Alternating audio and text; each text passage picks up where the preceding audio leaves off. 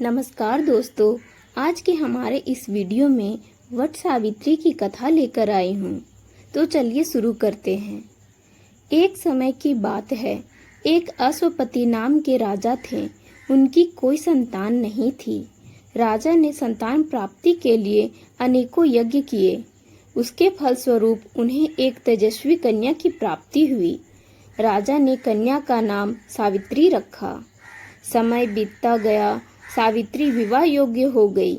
एक दिन राजा ने सावित्री से कहा, सावित्री, अब तुम विवाह योग्य हो गई हो, इसलिए स्वयं योग्य वर की खोज करो। पिता की बात मानकर सावित्री मंत्रियों के साथ यात्रा पर निकल गई। अनेक ऋषियों के आश्रमों, तीर्थों और जंगलों में घूमने के बाद वह राजमहल लौट आई। संयोगवश उस समय अश्वपति के साथ देवर्षि नारद भी थे। सावित्री ने उन्हें प्रणाम किया। राजा अश्वपति ने सावित्री से अपनी यात्रा का समाचार पूछा। सावित्री बोली, पिताजी, तपोवन में अपने माता पिता के साथ निवास कर रहे सत्यवान मेरे लिए योग्य हैं। मैंने मन से उन्हें अपना पति चुना है। सावित्री की बात सुनकर देवर्षि नारद चौंक उठे और बोले, राजन, सावित्री ने तो बहुत बड़ी भूल कर दी है। यह सुनकर अश्वपति चिंतित हो गए और बोले, देवर्षि, सत्यवान में ऐसा कौन सा अवगुण है जो आप ऐसा कह रहे हैं? इस पर नारद जी ने कहा, राजन, सत्यवान के पिता शत्रुओं के द्वारा राज्य से वंचित कर दिए गए हैं। वह वन में तपस्वी जीवन व्यतीत कर रहे हैं और अपनी दृष्टि भी खो चुके हैं। राजन, सबसे बड़ी कमी यह है कि सत्यवान अल्प आयु है। 12 वर्ष की आयु में से अब उसके पास केवल 1 वर्ष की आयु शेष रह गई है। नारद जी की बात सुनकर अश्वपति ने सावित्री को समझाया कि वह किसी दूसरे उत्तम गुणों वाले पुरुष को अपने पति के रूप में चुन ले। सावित्री बोली, पिताजी, नारी अपने जीवन में केवल एक ही पति का वरण करती है। अब चाहे जो भी हो जाए, मैं किसी दूसरे को अपने पति के रूप में स्वीकार नहीं कर सकती। पुत्री के हठ के आगे पिता विवश हो गए और सावित्री का सत्यवान के साथ पूरे विधि विधान से विवाह करा दिया गया। विवाह के बाद सावित्री अपने पति और सास ससुर के साथ वन में रहने लगी। जैसे जैसे समय बीतता जा रहा था, सावित्री का भय बढ़ता जा रहा था। नारद जी के कहे अनुसार जब उसके पति की आयु मात्र 4 दिन बची, तब सावित्री ने 3 दिन पहले से व्रत रखना प्रारंभ कर दिया। अंततः वह दिन भी आ गया जब सत्यवान की मृत्यु निश्चित थी। चौथे दिन जब सत्यवान लकड़ियां लेने वन में जाने लगा, तब सावित्री बोली, हे नाथ, मैं भी आपके साथ वन को चलूंगी। सत्यवान के मना करने पर भी वह सास ससुर की आज्ञा लेकर अपने पति के साथ वन को चली गई। वन में सत्यवान ने जैसे ही पेड़ से लकड़ी काटना शुरू करा, उसके सर में असहनीय पीड़ा होने लगी और वह पेड़ से उतर गया। सावित्री समझ गई कि उसके पति का अंत समय निकट है। उसने अपने पति का सर अपने गोद में रख लिया। लेटने पर सत्यवान अचेत हो गया। सावित्री चुपचाप आंसू बहाती और ईश्वर से प्रार्थना करने लगी। तभी उसे लाल वस्त्र पहने भयंकर आकृति वाला पुरुष दिखाई दिया। वह साक्षात यमराज थे। सावित्री बोली, महाराज, आप कौन हैं? यमराज ने उत्तर दिया, सावित्री, मैं यमराज हूँ। तुम्हारे पति का प्राण हरने आया हूँ।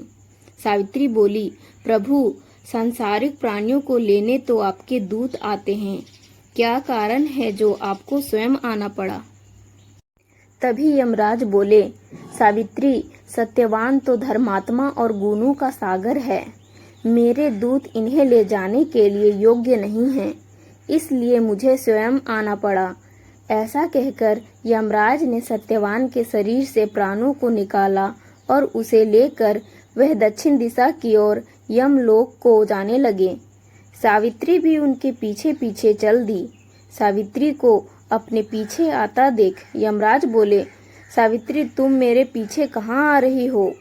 सावित्री बोली, मेरे पति जहाँ जाएंगे वहाँ मैं भी जाऊंगी, यही मेरा धर्म है। यमराज के बहुत समझाने पर भी सावित्री नहीं मानी। उसके पतिव्रता धर्म की निष्ठा को देखकर यमराज बोले, तुम अपने पति के बदले कोई भी वरदान मांग लो।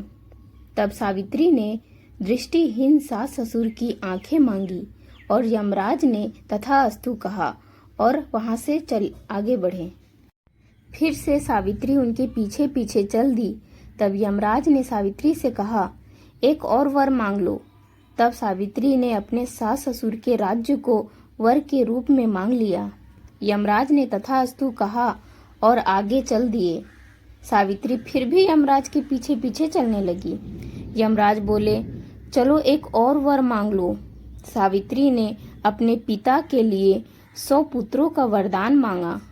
यमराज ने तथास्तु कहकर सावित्री को वापस लौटने को कहा, लेकिन सावित्री नहीं मानी और फिर उनके पीछे पीछे चल दी। अब यमराज बोले, सावित्री तुम मुझसे अपने पति के प्राणों के अलावा कोई भी वरदान मांग लो।